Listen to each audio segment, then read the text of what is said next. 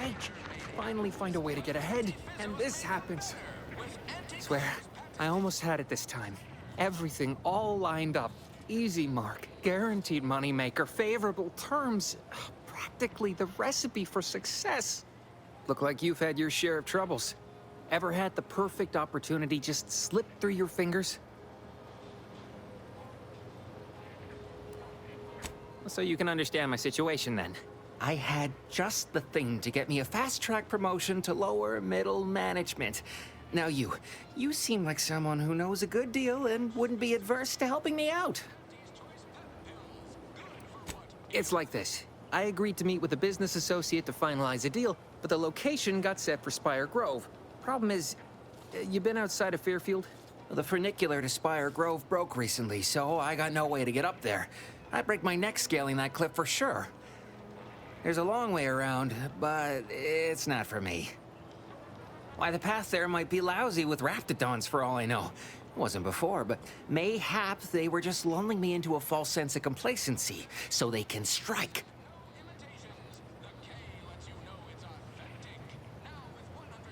While exploring facilities to the north, my partner unearthed the heretofore unexploited advanced protectorate technology. Couldn't or wouldn't go into details, but he promised every household would want one, that it'd revolutionize the daily life of Auntie's Choice citizens.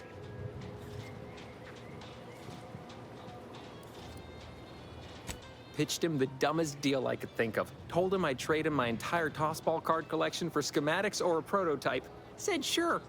Complete rube. Didn't even ask about condition. My Kelvin Tran rookie card isn't even ultra fine. Got a piece of nicotine chewing gum stuck to it.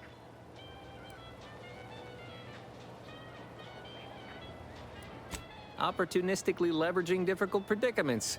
That's the Auntie's Choice way. I have a few bits I can offer you. Not much, but if it turns out a roaring success like it ought to, and I get a fat promotion, I promise I'll see you're taken care of later. Splendid. Go parlay with Jackson Plum up at Spire Grove. It's some kind of agricultural harvesting encampment southwest of here, near a mess of them rocky spires. He'll provide the agreed-upon schematics. Oh, the broke-down funicular is due west of here. Dexterous-looking so-and-so like yourself could probably scarp her up it in a jiffy. From there, it's just up the hill a smidge. So close, but so far away. At least for me, anyhow. Truth is, haven't the slightest. You know the Protectorate have all the most advanced technology, though. Probably something straight out of an Aetherwave serial. Edible spacesuits, N-ray specs, matter translocation. It could be anything. If Jackson's all fired up about it, it'll be beyond comprehension, I'm sure. All right, then. Don't let me keep you. Freedom of choice.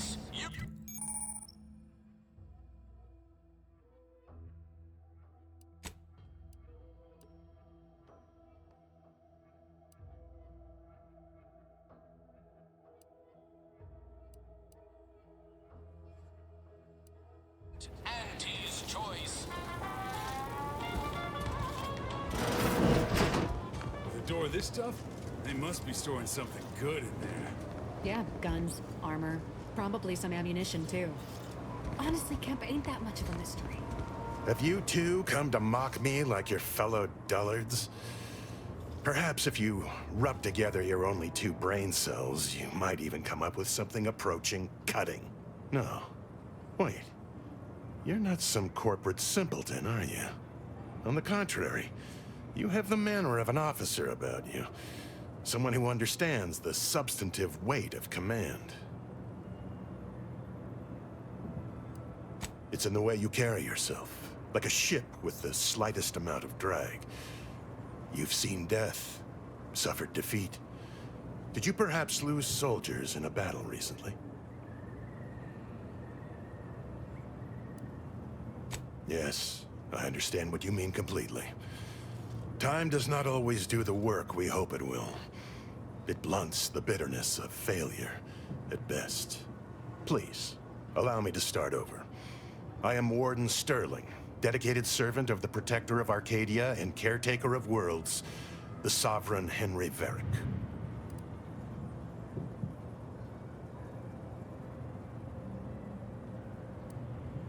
I'm not that kind of warden. It's a title of distinction for those who serve in the Protectorate military, short for Warden of the Realm. And if I did, so you would. But I am of two minds on the matter of providing one. You may hold no allegiance to Auntie's choice, but you are not Protectorate either. I think it best we end our conclave here. Be on your way before you draw attention to either of us.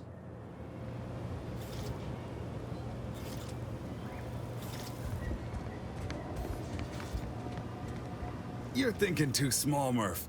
I'd put money on the Protectorate stashing treasure inside. A whole pool of bits enough to swim in. It's a constabulary, not a bank.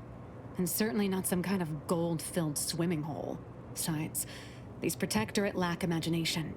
Never had an original thought wasn't written down for them first. Like I told you before, it's probably just guns.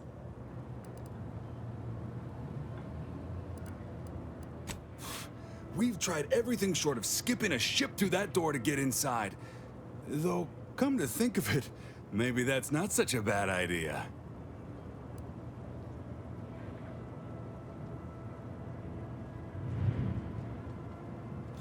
I'd love to see the quartermaster's face after turning her lamps onto that requisition request. Fine, Skip drives out. Say, maybe we could commandeer one of them tractors out in the field instead. Oh, bet that could plow through the door.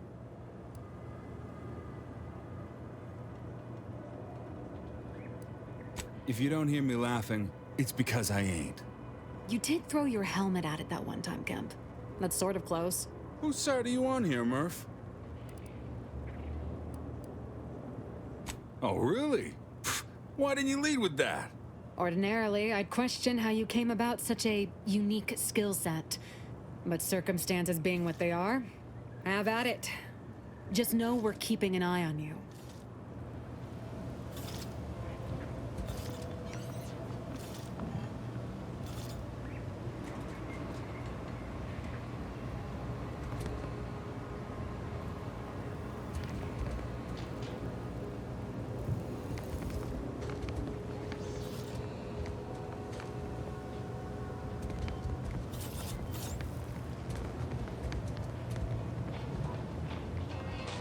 That guard wasn't being ironical about the giant hologram over town hall. Well, guess we ought to go acquaint ourselves with that minister like she said.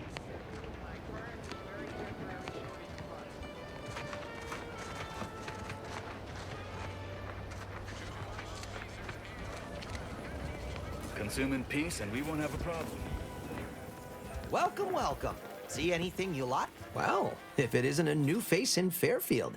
What I meant to say is that we now have the new improved Purple Berry Crunch. Now with 10% more flavor. Or was it crunch?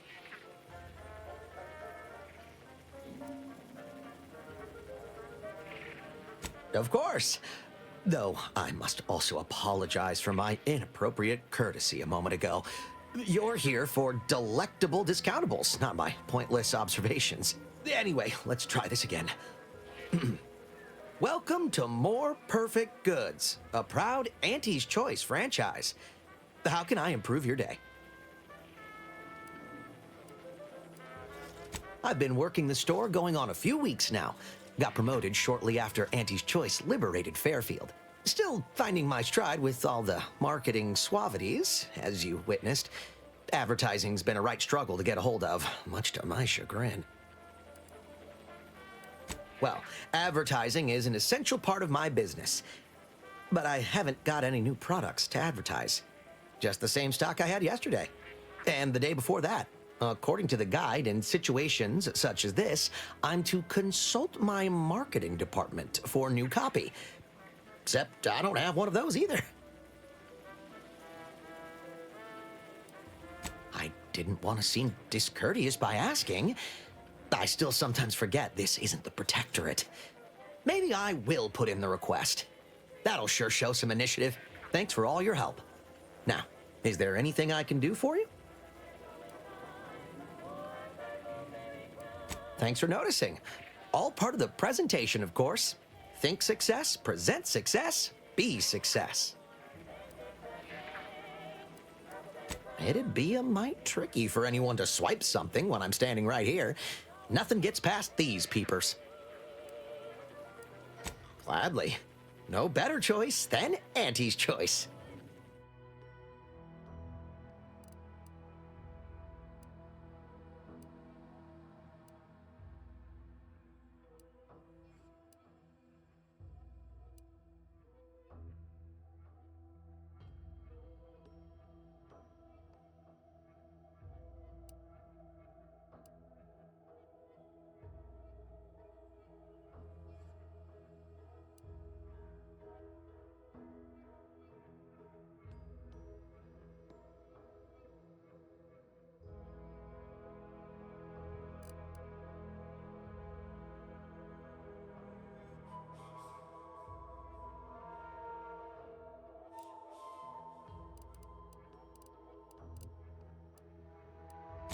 Welcome, welcome. See anything you like?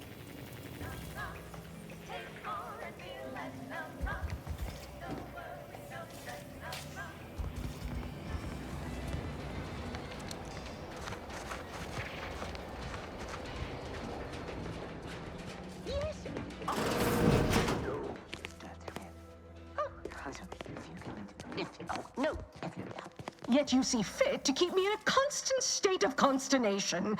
With each unauthorized act, you jeopardize our hold of Fairfield. Yes, but you must understand, the Protectorate citizenry is a hair's breadth from defection. Within the week, I'm certain. Certain. Like the week prior and the week before that. Impressive foresight you wield. Should apply to join the Order of the Ascendant. It would be difficult enough to convert the stubborn populace without your soldiers' constant, ill-advised forays. Enough! Your yipping reminds me of my 2 old canids. I loved those canids. You, on the other hand, are trying my patience. We don't want to try Auntie's patience, do we? No, Auntie. Auntie. Yes, I thought not. Now, unless you care to see what life in the lower rungs looks like, you will both of you cease your foolish maneuvering immediately. Do I make myself clear? Yes, Auntie. Good. See that it is done. I will brook no more disappointments. And while you're at it, you might want to look into your security situation, Commander. I'm not accustomed to an audience when addressing my subordinates. Who in the void? Eavesdropping on Auntie's choice business is like to get a body shot for spying. Though you're not wanting for moxie. I'll give you that. Now, hold a moment, Carr. When opportunity comes visiting, perhaps it's better not to riddle it full of holes. Our new compatriot may be of assistance. A surprisingly good point, especially from you. She only forbade us using our own personnel. Be a whole other matter were a stranger to happen to aid one of us. But which? Well, you seem an observant sort, so I expect you'll tire of Milver Street's bluster soon enough. Come see me before agreeing to whatever absurdity he proposes. Unlike him, I have some work actually befitting your time. I'll be waiting. Alone at last. I never thought she'd leave. Now then, allow me to introduce myself. I am D.B. Milver Street, Minister of Marketing, Duke of Demographics, Commercial Condottiere, President of Promotional Material. Tell me, do you believe in signs?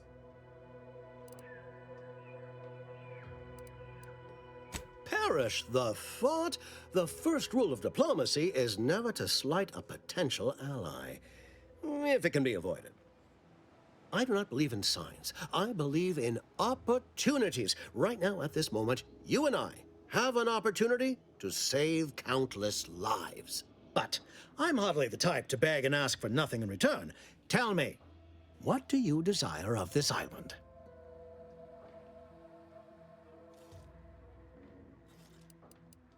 With that hat? Absolutely not. Is this a bad time to mention I can read lips? I have some faint recollections of the fuzz beneath my hat. Perhaps I saw such a name amidst my perusal of the Protectorate domicile assignment records. The record room is in this building. You have my permission to peruse at your leisure. But surely a go-getter like yourself has more ambitious goals on our island. Share them with me, and we can brave them together. Ambitious, aren't we? Easily the best protected location on Paradise Island. Hardly a place for a stroll. But if you assist me, I promise to get you inside. Better yet, helping me shall result in our saving dozens, no, hundreds of lives. Your conscience shall be renewed. Auntie may demand Carr and I do nothing, but for each moment I remain inactive, dozens fall in meaningless combat. I seek a persuasive method of alleviating this conflict. The Protectorate utilizes a procedure known as mental refreshment to ease the temperament of wayward subjects. The Ministry of Accuracy contains vital information about the process and where it is performed. This is the prize I seek. I previously sent a grafted soldier, Trooper Sealong, to retrieve said information, but I have not heard from her in some time. Consequently, I must presume the worst. Yes, one additional word of warning. The good Commander Carr shall not take kindly to your working with me, though that is a bridge most worth burning in my estimate.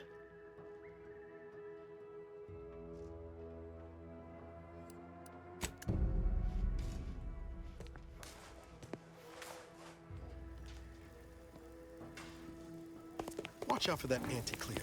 I know she don't look it, but she's more dangerous than she seems. Even the whole of Spacer's Choice couldn't outmaneuver her.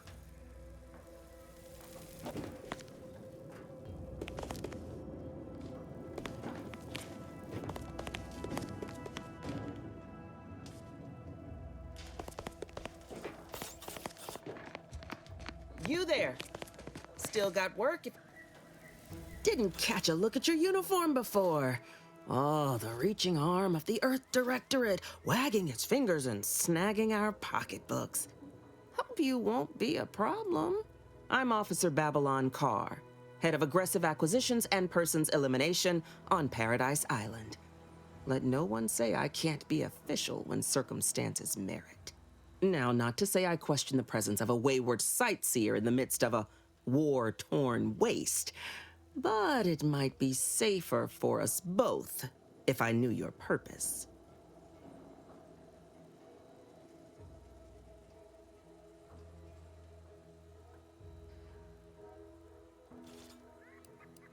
The Vox, eh? Bent on bloody self-destruction? I could just have my troops dispatch you, save you the effort. Although if you were keen on continuing to draw breath, perhaps you and I could broker a deal. There are Protectorate vitals need bled. You could do the bleeding.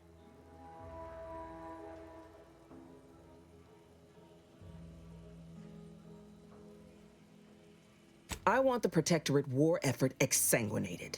You want into the Vox Relay. You help me, I help you. There's a particular holding we shelled early in the war, name of Euphoria Coast Automech Repair Center. Deserves a raising for the length of its blasted name alone. My scouts report recent Protectorate attempts to bring it back to functioning.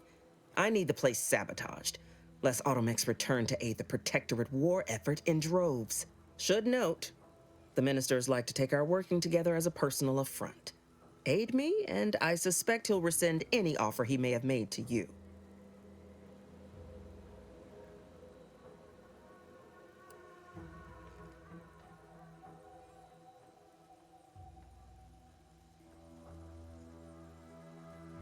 Do you suggest that our good minister has lost patience with playing fair and now seeks to delve into the oily recesses of brainwashing?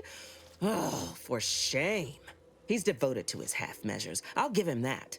But he wouldn't have to wheedle and connive if he knew directness. Milver Street's grinning manipulation won't earn nothing but more of our own dead. Work with me.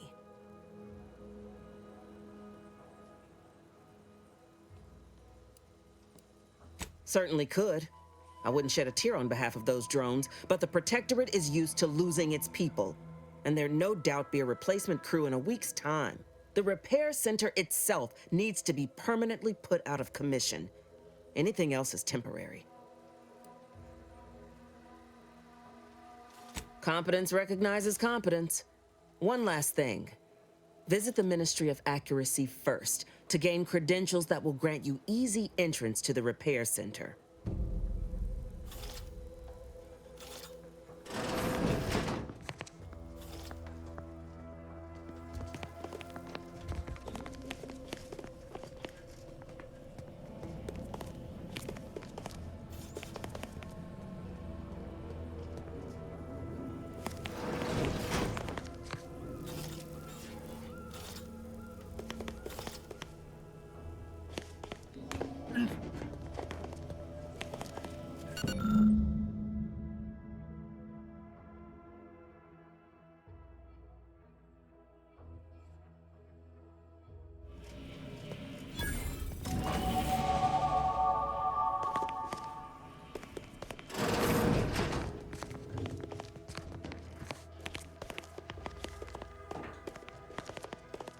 You approach openly, despite your new standing as a minion of Commander Babylon Carr. Well, speak all you like, you've aligned yourself with the brute, thereby identifying yourself as one. I shall not forget this anytime soon. Go on, then.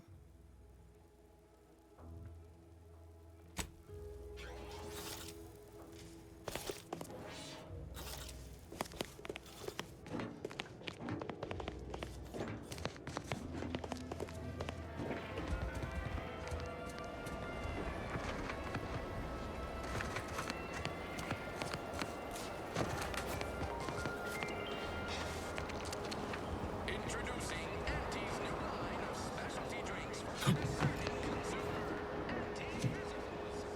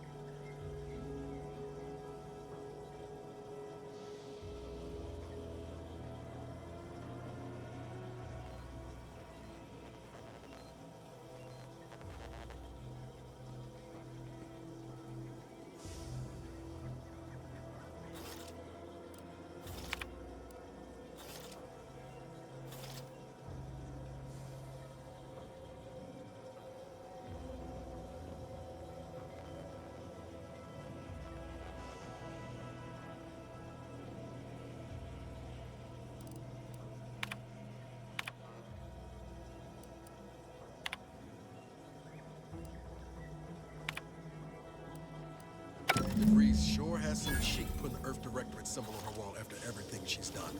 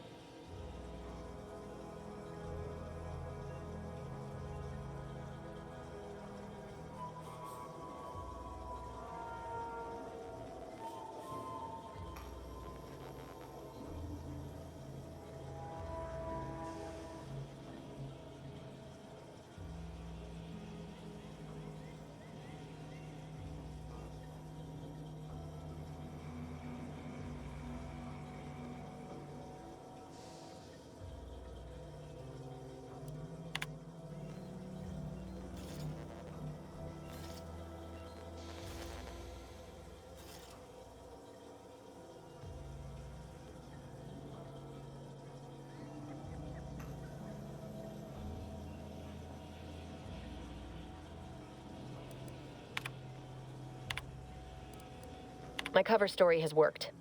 I am safely ensconced at the Vox station, assigned to the lowly Information Input and Retrieval Department. Seems a colony so certain of its absolute control over its subjects can be less than rigorous when it comes to security.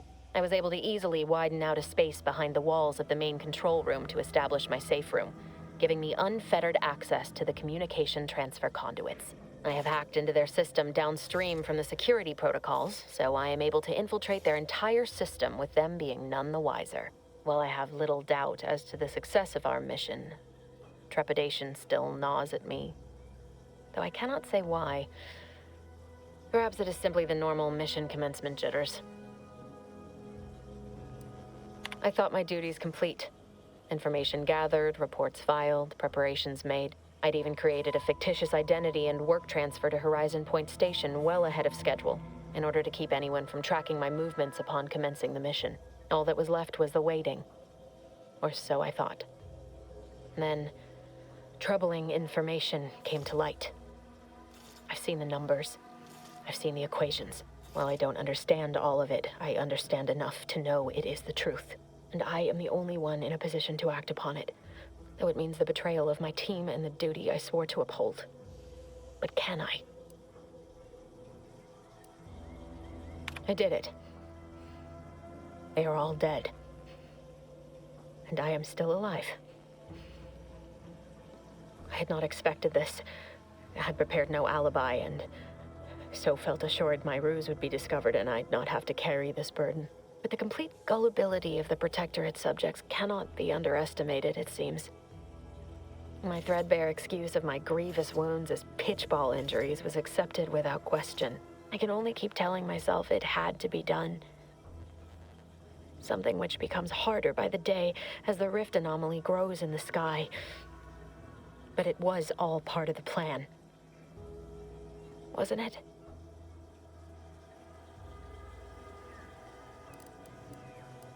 I can't believe this. Void me if I understand any of this. DeVries sold us out for what? Because of a few equations? Some dots and lines on a graph? Good fucking law. I mean, she wasn't a damn scientist. She said it herself. She didn't understand all of it, the math. So what was she thinking? No. No. You didn't know her. Not like I did. Like I thought I did. Damn it. I never wanted to talk about this. I wanted to just leave it alone.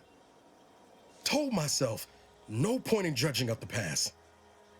Should have known it wouldn't rest. DeVries may have saved me on Triangulum, but I wasn't the only one looked up to her. Lots of the other recruits talked about her too, back at the academy. We all thought she was the pinnacle of what an agent should be. Tough, smart, ain't a job she couldn't get done. And better and faster than everyone else. Inspired all of us. Reckon so. Some might embarrassing how much worship we all put on her name. You put a tool in my hand, I would have built monuments to her. Figured my own career could be just that. Doing for others what she done for me. Never imagined I'd actually get to work with her. Me, some nobody from Triangulum. And then she betrayed us. Tried telling myself it was an accident, but now we've got the cold, hard proof it wasn't. Law only knows why she trusted the Order's numbers. The Order of this Sin is just another sect of the Order of Scientific Inquiry. The grand plan and all that used to be part of the Protectorate before their big falling out. Believe they can predict the future or some such, but nice plan-abiding folks don't kill for the betterment of their cause. I can't believe the Order plotted our murder. But 10 years ago, I would have said the same about DeVries. I mean, she always struck me as so pragmatic, real sensible-like. Never figured she'd go all in on predictions from a bunch of monks. Done some good, too. Even I can admit that not everyone following the plan is a fanatic. But when those beliefs start to require hurting others, even killing them, that's worth questioning their virtue. No, didn't even know DeVries was alive until she brought the satellite down. Until then, what kept me going was mostly training and stubbornness. And Val. But to your point, holding someone who's wronged you accountable for their actions ain't an act of vengeance. Some might call it justice.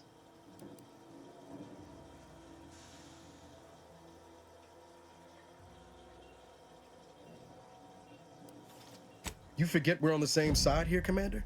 I'm not the only one DeVries wronged. She robbed you of 10 years of your life. Don't you want recompense for that?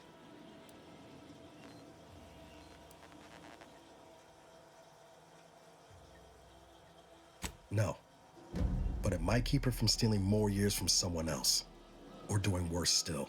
Whatever her plans, she started putting them in place while stationed undercover at the Vox Relay.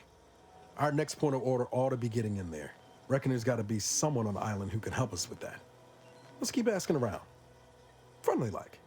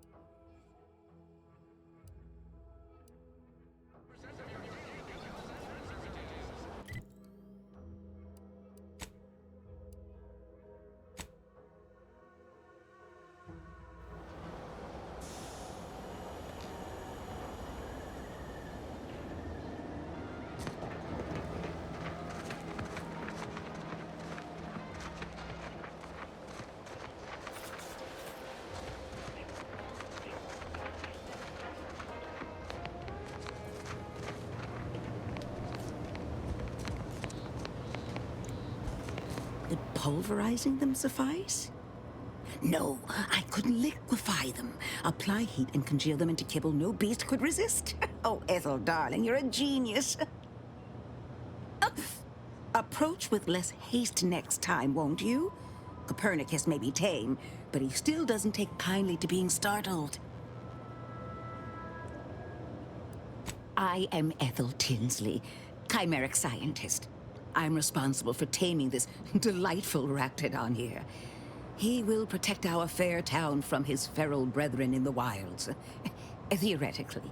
Officer Carr has been in a state waiting for me to train the raptidons to, maul on command. It's rather pressing, and alas, one scientist-turned-tamer can only do so much. One might say I'm perhaps a bit on edge. Folk here have grown weary, shall we say, with the war effort, and with avoiding Carr and the minister's would-be fisticuffs. No, I don't believe it is. That's what the Protectorate announcers wanted us to believe anyway, before Auntie showed us the truth. No, this is quite abnormal, I'm sure. Anyhow, all I know is that if they were to begin working with each other, the mood in town would certainly be merrier. Or something akin to it. Well, I was a subject once. Despite my talents, the plan dictated that I should be relegated to programming cleaning mechs. Bah. But then, Auntie's Choice came along and offered to transform our lives for the better. I chose to accept. And look where I am today. Over the last year, I have climbed the rungs of my division through the sheer merit of my work. I have finally earned the respect I was always due.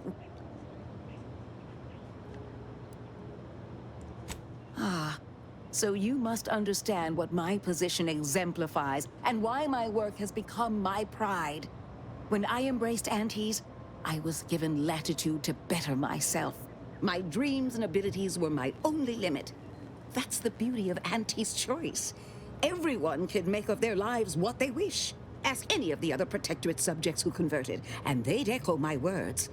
When one can allow their ambitions to show, that is true freedom. They did. I was in a dreadful state before the invasion. I fear I was close to disappearing myself. The Sovereign claims to provide for all of our needs.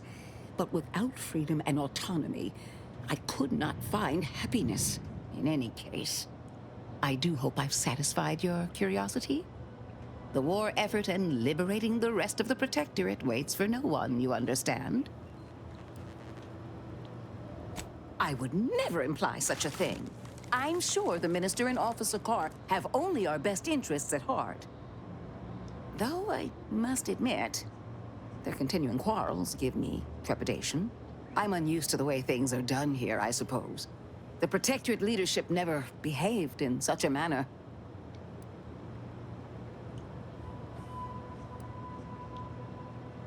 So I should return to the Protectorate and accept swift death for desertion?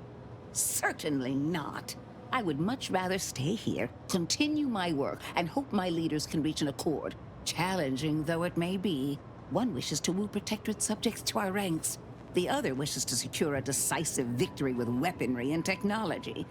As for which approach is best, I wish I knew.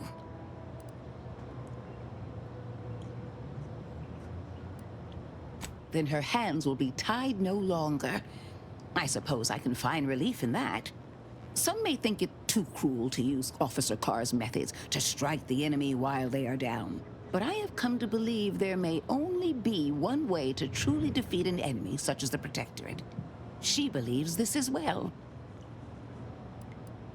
I wish you luck, as it were. We seem to very much need it.